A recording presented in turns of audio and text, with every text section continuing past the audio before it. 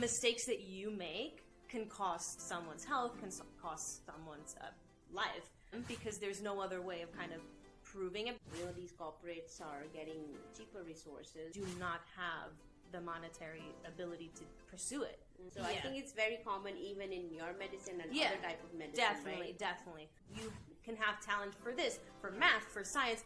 Any healthcare profession is very, very stressful. There's a place for everyone, and I think that when there isn't that toxic, oh, I'm the doctor, I'm above you. Yeah, it's very much related to what we were just talking about. Whether it's human life through medicine or even law enforcement, army, or veterinary medicine where you're dealing with animal, it creates a gap that really shouldn't be there. Right. And everybody in a hospital and in this setting is a crucial part to making things run smoothly. But I like that it taught me time management. Yeah. And we're the bridge between what the animal is feeling and relaying it to the owners. Have a full-time job and a part-time job. And right now, while I'm young and able, I think I'm where I want to be. That's why the owner's suicide rate is higher because of that.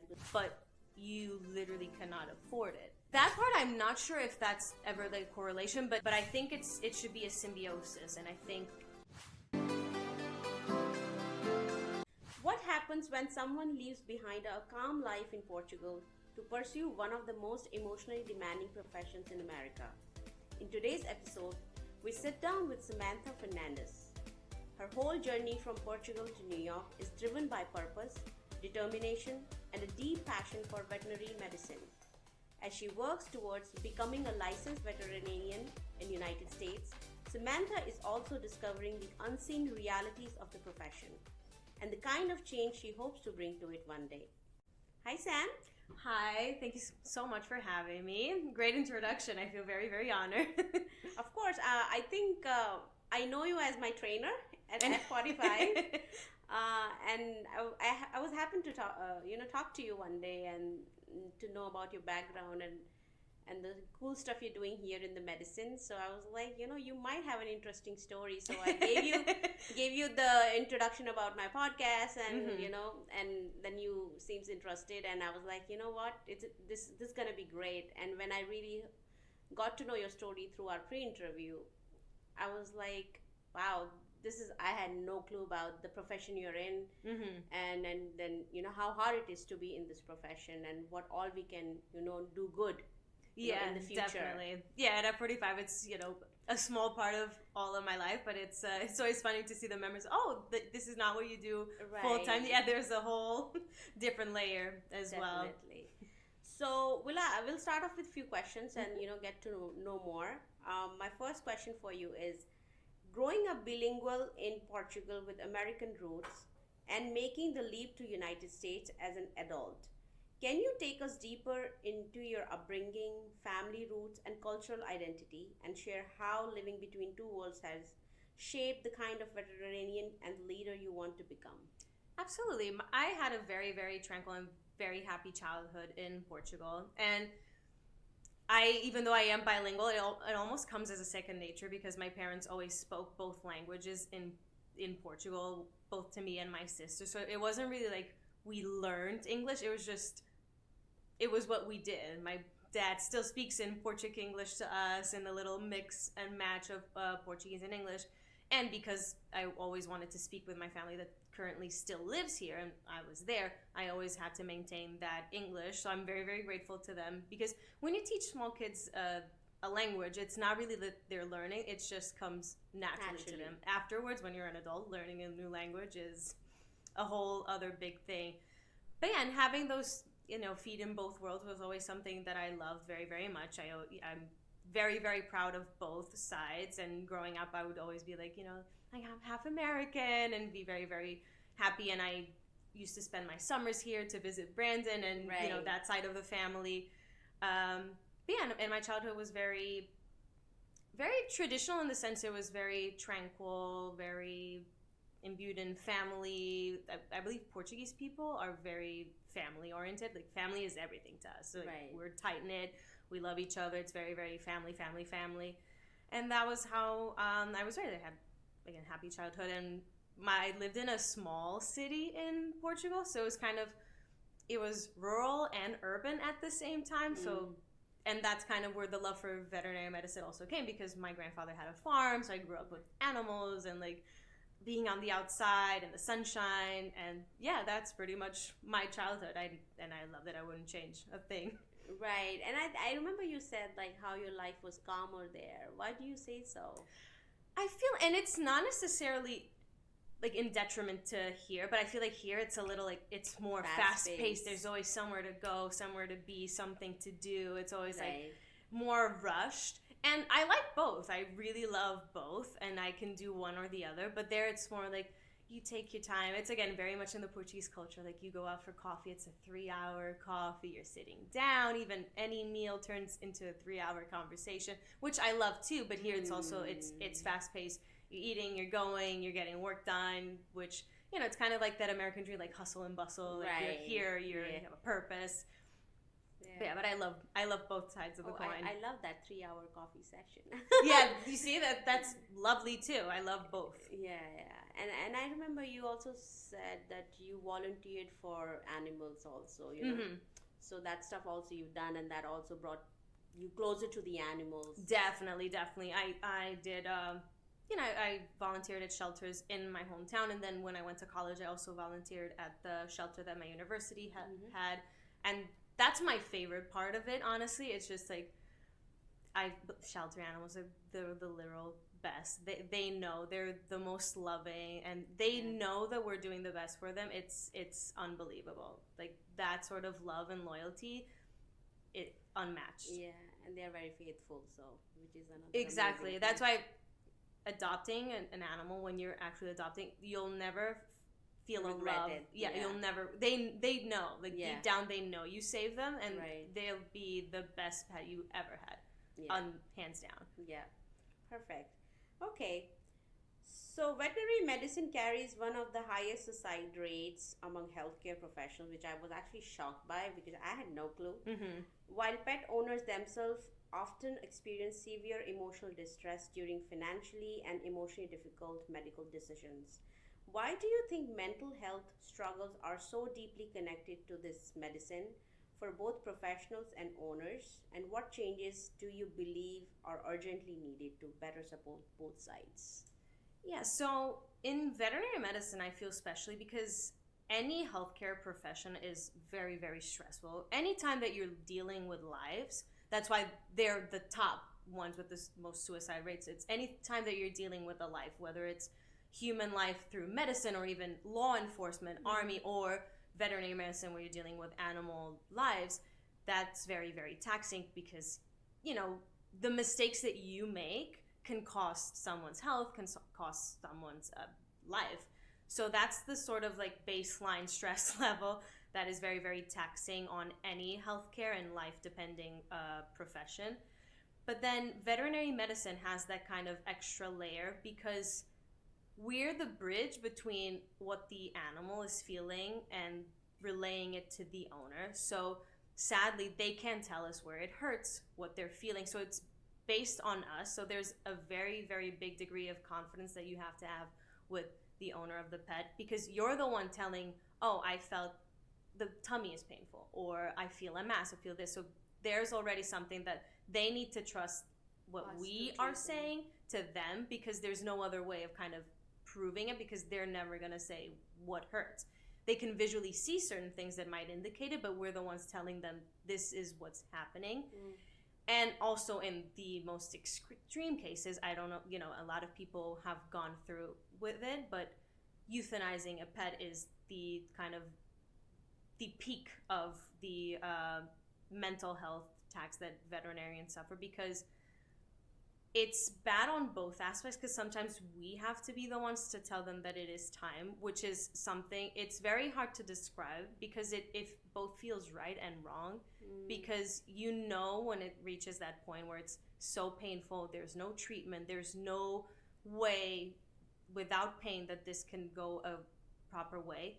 But it's also very, very bad when we have to suggest it, or when owners suggest it and we have to tell them no. Oh. That sometimes happens, and that's also very, very tough. Sometimes they'll come in and they'll say, like, I want to euthanize my pet, and we're like, there's nothing that would justify that. And one would never think that would happen, but that sometimes happens. And again, suggesting, I think, is even worse because you feel awful, but sometimes it truly, sadly, is the right answer. But especially because it's something that's mostly only done in veterinary medicines. Certain countries are now authorizing like humane euthanasia for humans, but it's always a little bit worse for veterinary medicine because we are the ones talking for them. Even if eventually, I do believe human euthanasia is going to eventually become more widespread, but it's still the person saying it's the time. I have a terminally ill disease. And it's legal for animals, right? It is legal for animals, yes. Pretty much all the countries, you think? I think so. I've never heard of a country where it isn't legal, but yeah, I think... So that takes a lot of toll on the doctors, I believe. Definitely. I think they call it compassion fatigue. It's because we feel for and we love the pets.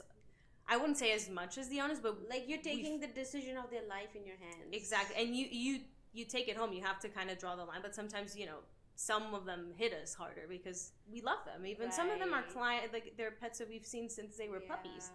Yeah, oh, that's true. Yeah, been seeing them for a long time. Yeah, so that's one of the reasons. And I think you mentioned about the cost associated with it too. Yes, it's also very, very bad. Now that pet insurance is becoming more widespread, that's something that hopefully in the future it'll also start to lessen. But it is still very common for tutors to not have pet insurance, so they're paying for everything out of pocket. So when we look at our medical bills, because insurance hopefully covers it, you don't really see it itemized, so you don't know the cost. But when you're paying out of pocket, like you do in a lot of veterinary cases, you see everything itemized, and you always think that it's overpriced, or for some reason there's always the assumption that, oh, you should do it for free because you love pets. Like, aren't you in this profession because you love animals, so why aren't you doing it for free, or why aren't you doing it at a discount? Right. But we, most of the cases we can't do it, if we're not practice owners. And even as practice owners, you have salaries to pay. You have to pay for, even blood tests. You have to pay the lab, so we have to charge you so that they can charge us. Right. It's sadly, it's capitalism. Everything costs money. Right. But yeah, and we do try to cut slack as much as we can, but it's very hard when you have that conversation when something can be done, and sadly that person, even if they do want to do the best for their pet, just literally do not have the monetary ability to pursue it.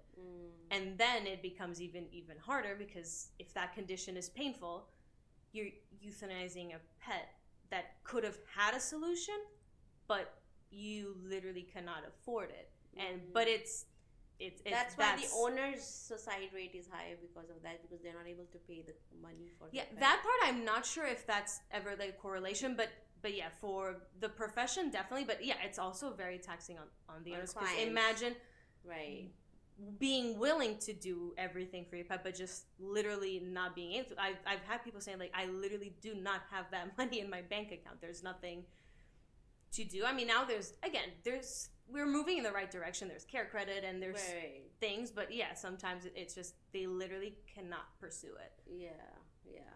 And also, you told me like sometimes the doctors or the clients, they are able to take therapy for the emotional distress it causes, but many of them are not even able to afford that, right? Because there are not a lot of organization to support this kind of there's always still that stigma about mental health. It's, again, getting better. And some hospitals even, or so they say, they offer counseling, but it's still very rare. That's actually one of the things I feel like should be a part of a hospital or something, offering mental health outlets for your doctors, for your nurses, because again, it is very, very taxing, and it's much better for someone to take a step back and say, like, this, I'm taking this harder than what I thought I was going to do. I'm going to take a step back than, resorting to something like suicide or just giving up on the profession at all. So definitely mental health. And again, because speaking about it and going to therapy. I mean, to be in this field, specifically in veterinary, I feel like you must be a very, very kind person to get ready for this kind of profession because you love animals Mm-hmm. and you need. I think usually people who are kinder and have like they are end up becoming part of this field. So I can imagine for them to go through this Yeah. stress Yeah. of like so I can imagine why it becomes so much like of Yeah. a mental issue. It's exactly like you said. Yeah. I feel like the most empathic people become the best veterinarians, but they are Right. also the ones who suffer the most Most. because they take on the emotions themselves. Right. Yeah. You're absolutely right. Yeah. Okay. Okay. So another side of this profession I found through you was you said you want to build a non-toxic veterinary practice where mentorship and teamwork matter. What would you make your future clinic different from many existing hospitals today? I mean, I had no clue that it is so like painful to be into this profession, especially the work environment. So first, talk to me about that. Why you think so? Yeah, I feel like I've experienced both ends of the spectrum. Right now, I'm very, very happy with the team dynamic of where I'm working, but I've seen a lot of toxicity and being in a position of power, and everybody that's beneath me is worthless, and I don't want your opinion. Your opinion, so I don't want your doubts because it's a stupid question. How dare you ask that question? And I think I told you I don't think that's how you build in any room, even in the gym setting, in a professional setting. I don't think that's how you build character or you build defense. I think that's how you shut them down, and then you don't ask the questions, you don't pursue anything because you feel like it's not worth it. And that's universal for every profession. Obviously there's a hierarchy of doctor, they're the ones who put in the most time for their knowledge, and a nurse and assistant, just like with human medicine, doctor and nurse. But I don't think any of them deserve more respect than the other. They're all there for the same purpose, to save a life, to do the best they can. But I think it should be a symbiosis, and I think there's a place for everyone. And I think that when there isn't that toxic, oh, I'm the doctor, I'm above you, and I'm the nurse, so I'm above the assistant, and the assistant is above the reception. It creates a gap that really shouldn't be there. But when it's symbiotic, sometimes nurses notice things that doctors don't because they spend more time with the patient. And the doctors will be, oh, thank you so much for pointing that out. That is such a great input. I'm going to take into consideration. I've had a lot of times, life can be saved. Everybody makes mistakes, and it goes both ways. Or sometimes the doctor will be like, oh, what do you think this is? Let's spitball. Let's see what we think, with this clinical case, what would you do? And again, because I am working as a veterinary technician, or that would be the equivalent of a nurse, but the doctors ask me what I would do, especially because they know that I am a doctor from Portugal. But even with all the technicians, I always joke around that when I did my internships in Portugal, I used to always think that the nurses were doctors because I would never ask who is who, but I would always ask questions, and they were so knowledgeable, and they would answer with such scientific accuracy that I thought they were the doctors. And I would say, oh, bye, it was so nice to meet you, doctor. And they're like, oh, I'm not a doctor, I'm a nurse. I was like, oh my God, you know so much. So yeah, I don't, obviously the amount of time that you input for your profession is something to be considered, but they all deserve respect. And again, I think in the positive reinforcement behavior and environment is how you build good clinicians who want to ask the questions, who want to get those answers, who want to pursue everything, and don't feel ashamed when they have a doubt. I think that's the way to do it in every field.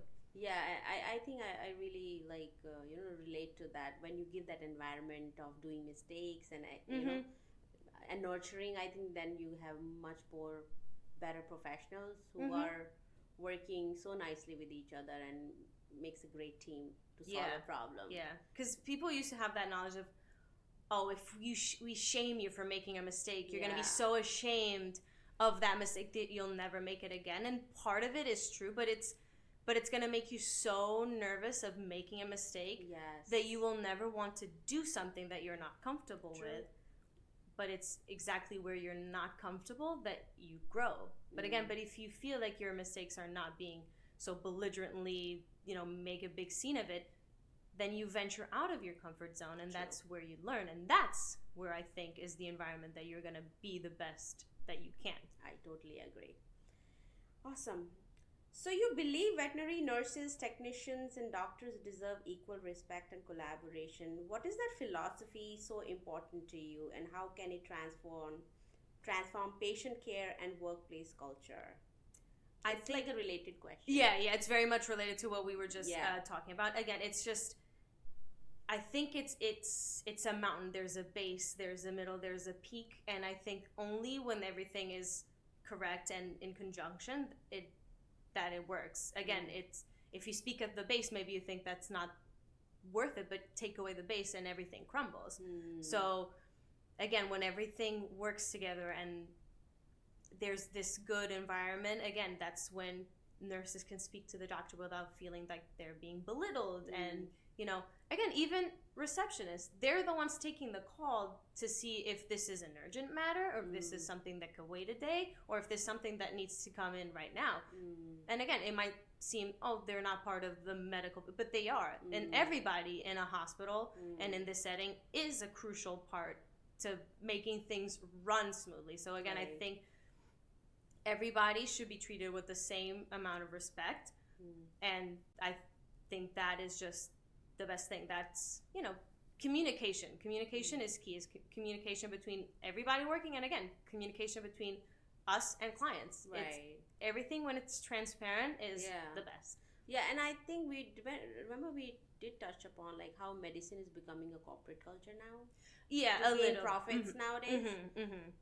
Not just from you, I got to know from other friends who are doctors, and they tell us like how these corporates are getting cheaper resources to treat these patients, and not really looking what is the best for the patient. So I think it's very common even in your medicine and other type of medicine. Definitely. You definitely have to be very cautious with the corporations, just because some of them do think quantity is better than quality, and they just want quick in and outs, get it done. Doesn't matter if it's don't take your time, just the more the merrier. Just get the most amount of clients in, even if they're not super satisfied. But I think that's where you kind of lose that care, because not every case is the same case. Yes, some appointments can take 15 minutes and be in and out. You don't have to, make it a whole big to-do. Sometimes the clients want it to be something very, very quick and not big to-do.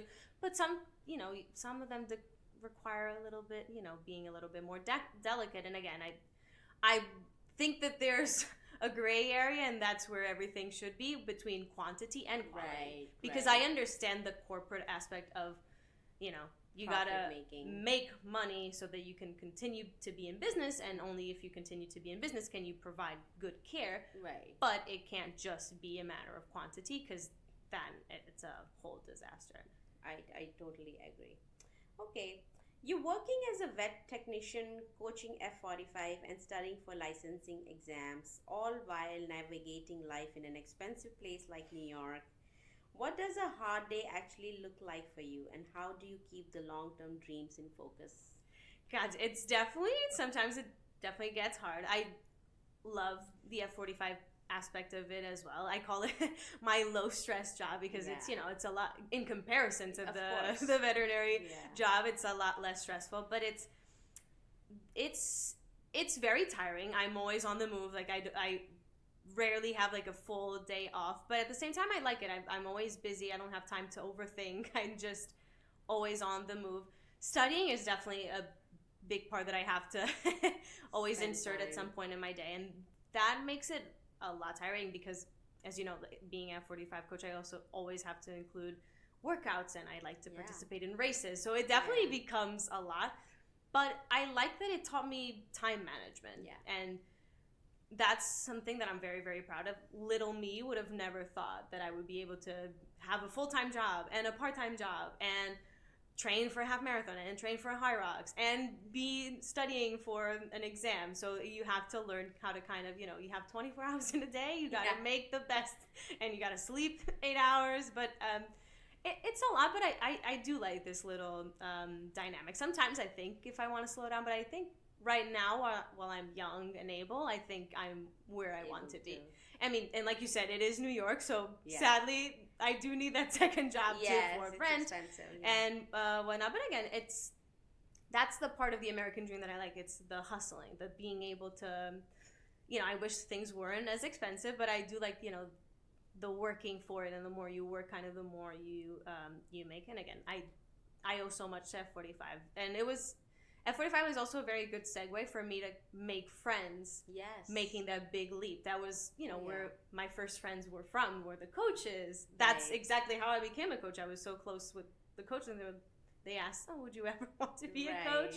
And I said, "Oh, I didn't even think that was a possibility." Yeah, it's a great hub. I do believe it. But I imagine you going back to Portugal for vacation and having so much free time on your hands. I know, I can't wait.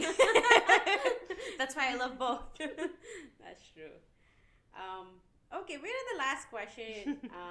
Your parents demanded excellence in school, sports, and character all at once. How has that foundation influenced the standards you hold for yourself now, especially when the system around you seems to reward cutting corners? Yeah, that part is something in life that kind of hurts when you see kind of sometimes bad behavior being rewarded. But that's the upbringing that my parents imbued in both me and my sister. They raised both of us to be very, very much perfectionists, which is sometimes taxing, but I do like it. I mean, I owe everything that I am to the way my parents brought us up. Again, they demanded excellence because they knew that we could do it. Yeah. They never demanded us to be the smartest or the most athletic, but they did demand us to be the most hardworking. They said, we can see, you can have talent for this, for math, for science. You can definitely see where your talents lie, but you can definitely be the most hardworking. And that's actually something that I feel I've always done academically good in school, but it wasn't necessarily due to brute talent. I used to hate math. Right. And then, my mother and father were like, "Are you sure you hate math? Maybe you just don't like it because you're not very good at it now." And then it actually became one of my favorite subjects because I worked at it incessantly. And that's the part that I liked. My parents always said, if you're going to do something, do it well. Don't go into something and half-ass it. If you're going to do it right. Right. You don't have to do everything, but if you're in it, you're in it. If you're out, you're out. And that's the mentality I do for everything. I do it for the vet job, and I do it for F45. That's why I feel you can be a good professional in any profession if you have that mentality. You can be a good sportsman if you have that mentality of at least I'm going to give everything that I have. Even when I went into exams, I would go, I don't know if I'm going to pass. I don't know if I'm going to fail, but I did everything that I could to do it. Right. That's at least something that always gave me peace. Right. I'm shooting my shot, and I did all that I could. It's not like, I could have done. You can always tweak everything, but at least as far as my ability at the time, I gave it my all. Right. And that's something that I learned for them. They are both very, very hardworking. That's why I think me and my sister are very, very hardworking in any job. I think I would be hardworking in any job that I would have, even if cleaning a house. If I'm going to clean a house, then I'm going to do it correct. I'm going to, and that's how I also feel about every profession being worthy of respect, because as long as you give it your all, at least for me, I'll always respect it. Right. And I think the value they gave you, I mean, I could see it because the way you're thinking about your profession, how you see the problems, and then you want to make a difference down the road, have your own practice and bring positivity and not do the things that are happening currently. And I think it's all because your parents taught you those things. Yes. And it is so important for us to, make a better future for our future generation. You should always try to leave the world a little bit of a better place. It doesn't have to be a major change. But little things. It. Give kindness in any way that you can. And again, that's something that I learned from them. They demanded excellence, but they were also very loving and would be the first ones to be like, I'm proud of you girls. Like, you're doing very, very good. Right. And again, that's the sort of mentality that I want to put in everything. Yeah, because not everybody think of like you, Sam. Like, I'm sure many professionals are just doing it their job because everybody needs money, and they're like, it is what it is. We're gonna just take the toxicity and not do anything about it. Of course, even though they talk about it a lot themselves. But not many people think how we can fix it. So thank you for doing this. Thank you. I appreciate it. And hopefully. And thank you for coming and taking out time from your busy schedule. I know you're very busy, but I'm so glad we were able to connect, and I got to learn a lot from you. Thank you. This was such a seamless conversation. I loved it. Thank you again. Thank you.